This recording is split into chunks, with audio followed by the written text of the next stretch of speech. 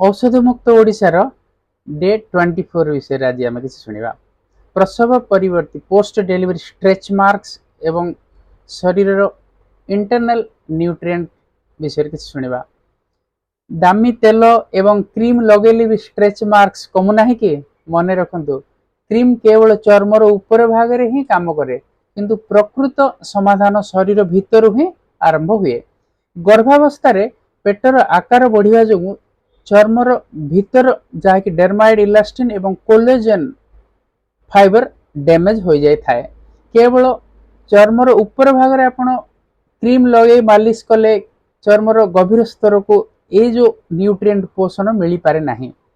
भितरु चर्म को सुस्थ रखंतु। अँला लेंबू परी विटामिन सी युक्त फल प्रत्येक दिन ऐड करंतु।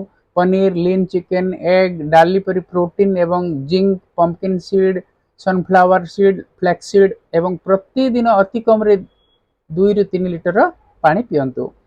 तो साइंटिफिक एविडेंस अनुसार शरीर रे नुआ कोलेजन तैयारी करी चर्म को सॉफ्ट नमनीय रखिया पई विटामिन सी एवं एमिनो एसिड अति आवश्यक। स्ट्रेच मार्क्स मातृत्वर एक सुंदर चिन्ह।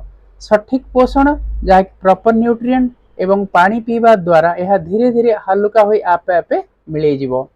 तो प्रसव परे चर्म सुस्थ रखिया पई संपूर्ण डाइट चार्ट पाइबा गले मते स्किन लेखि डीएम करंतु। मो कंप्लीट स्ट्रेच मार्क केमती आपनकर कमी जीवो ता विषय रे मु डिटेल चार्ट दे परिबी।